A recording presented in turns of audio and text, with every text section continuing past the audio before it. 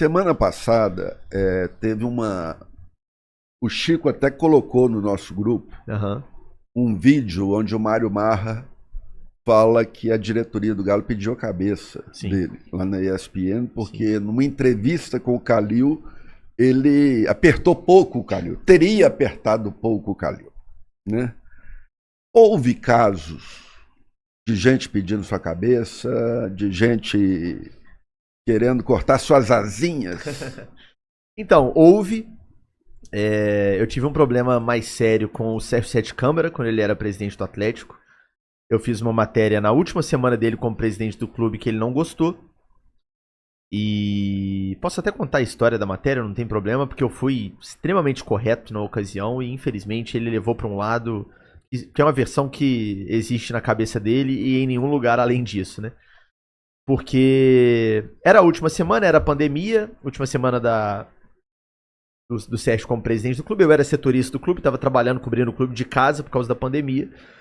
E eu vi nas redes sociais do Atlético uma foto dele, Sérgio Sete Câmara, ao lado do Lázaro Cândido, que era o vice-presidente, com o Galo de Prata, que é a maior honraria que o Atlético entrega ali às grandes personalidades da história do clube, enfim.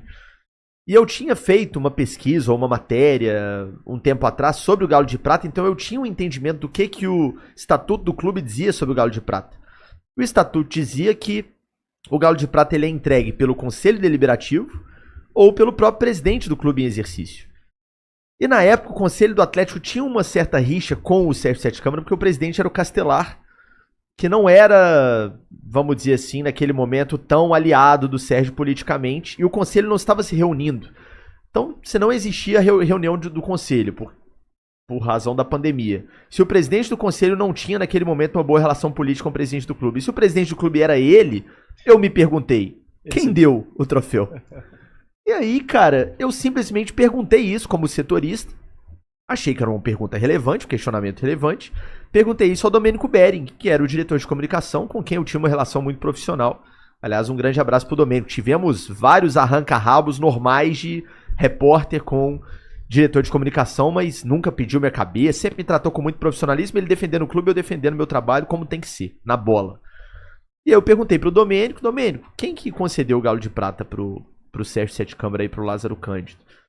O Domênico não me respondeu, falou pera aí, algo assim, e o Sérgio me ligou.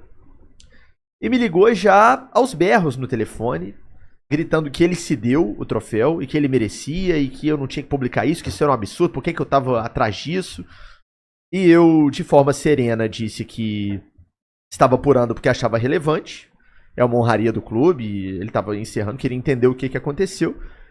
E depois ele até mudou o tom na conversa, tentou, né, num tom mais ameno, pedir para eu não publicar, mas ele levou a conversa para um nível, para um lado, que a partir dali não era uma decisão só minha.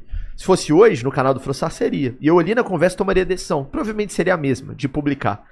Porque eu não acho que a gente pode relativizar esse tipo de conduta, né? Então, a partir do momento que alguém acha que vai intimidar na base da ameaça, da intimidação, pra mim já não tem mais diálogo a partir dali. Infelizmente foi o lado que ele tentou levar. Mas, realmente, na Globo chegou num nível a conversa que não era uma decisão só minha. Eu precisava comunicar com a minha chefia, né? Pra tomar essa decisão. E foi o que eu fiz. Conversei com a minha chefia, que obviamente se inteirou sobre o que era. Olha, deixa eu ver o que é. Você tá apurando o que? É isso. E o que você tem de apuração? Isso. Ele confirmou? Confirmou. É relevante? É. A postura dele foi qual? Foi essa. Temos que publicar. Acabou. Noticiabilidade. É notícia? É. Confirmada? Sim. Acabou. É notícia.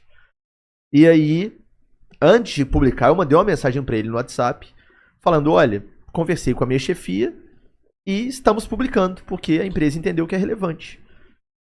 Ele, obviamente, não gostou, me xingou ali no aplicativo de mensagens do WhatsApp, me bloqueou na rede social, né, ali no WhatsApp mesmo, e já veio com um papo muito incômodo, assim, e muito deselegante, muito não profissional, de quem ia subir essa história. Ah, pode ficar tranquilo que fulano e ciclano vão ficar sabendo disso, né, falando dos nomes de chefes da Globo. Ah, essa história vai chegar lá no Rio, claramente ameaçando.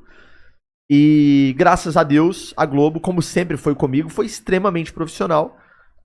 antes de publicar, já sabia de toda a história, viu, e as chefias das minhas chefias, ou seja, o caso escalou antes até de ele tentar algo internamente, nem sei, sei que chegou a tentar, mas enfim, não sei quanto foi, mas a história já estava resolvida internamente. A Globo já tinha percebido internamente que eu fiz o meu trabalho ali.